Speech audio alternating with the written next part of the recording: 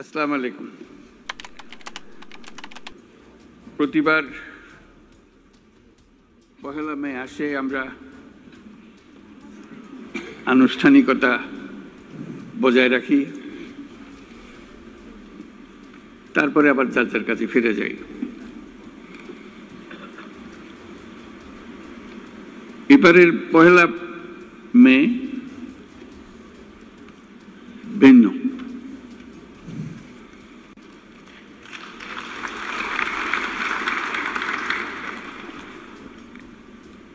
সেটা তো অভ্যুত্থানের মাধ্যমে যে সুযোগ আমাদের সৃষ্টি হয়েছে, সেই সুযোগ এই পরিস্থিতির আয়োজন করে দিয়েছে আমাদের কাছে।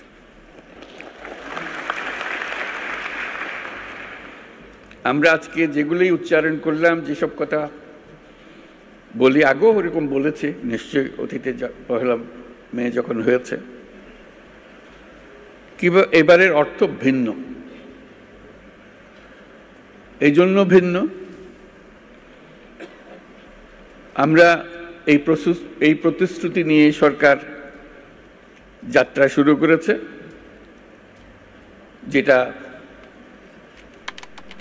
ছাত্র, শ্রমিক এবং জনগণের অভ্যুত্থানের মাধ্যমে যেটা আকাঙ্ক্ষা সৃষ্টি হয়েছে, নতুন বাংলাদেশ গড়া। এই নতুন বাংলাদেশ হবে না যদি শ্রমিকদের অবস্থা পুরনো বাংলাদেশের মধ্যে থেকে যায়।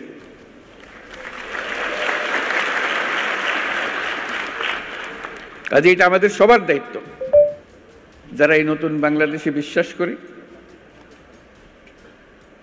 যারা এই নতুন বাংলাদেশ গড়ার জন্য প্রাণ দিয়েছে, যারা নতুন বাংলাদেশ গড়ার জন্য আহত হয়ে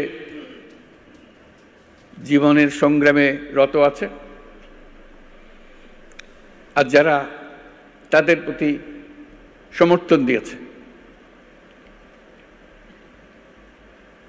এটা আমাদের দায়িত্ব এবং একই সঙ্গে এটা আমাদের মস্ত বড় সুযোগ।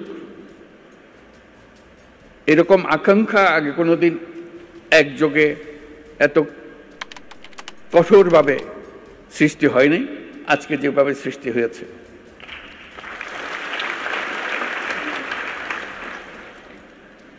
শ্রম সংস্কার কমিশনের চেয়ারম্যান সাহেব খুব সুন্দর করে আমাদের যত আকাঙ্ক্ষা নতুন বাংলাদেশের শ্রমিকদের কি হবে সেগুলো তুলে ধরেছেন তাদের কমিশনের রিপোর্টে, এবং সেটা উনি ভালো করে বুঝিয়ে দিয়েছেন। এটা শুধু শ্রমিকদের পক্ষ থেকে বলার কথা না, সকল পক্ষকে নিয়ে, সকল পক্ষের অংশীদারিত্বে এই কমিশনের রিপোর্ট রচনা হয়েছে। তারা যেসব কথা বলেছেন, যেসব সুপারিশ করেছেন, আমি ব্যক্তিগতভাবে অভিভূত হয়েছে। এত সুন্দর করে এত কঠিন বিষয়গুলোকে তুলে ধরেছে। আমি তাকে অনুরোধ করছিলাম আমাদেরকে একটা তালিকা দেন যেগুলো তাড়াতাড়ি করা যায়। তিনি সঙ্গে সঙ্গে বললেন, আমি প্রস্তুত হয়ে এসেছি, তালিকা আপনার জন্য নিয়ে এসছি। আশু করণীয়, আমাদের দায়িত্ব হলো আশু করণীয়গুলো দিয়ে যাত্রা শুরু করা। এগুলো করণীয়গুলো সমাপ্ত করার পরে কঠিনগুলো আস্তে আস্তে আমরা রওনা হব। কিন্তু এটা বাস্তবায়ন না করে জাতির কোনো গত্যন্তর নাই। এই নতুন বাংলাদেশ গড়তে হলে আর কিছু কাগজ দলিল থাকার না থাক, এই কমিশনের যে রিপোর্ট আছে এটুকু যদি আমরা বাস্তবায়ন করতে পারি, তাহলে নতুন বাংলাদেশের ভিত্তি রচনা হয়ে গেল। আমরা গৌরবান্বিত হয়ে বলতে পারবো আমরা সেই পথেই যাত্রা করেছি এবং সেই পথে চলা আমরা অব্যাহত রাখব।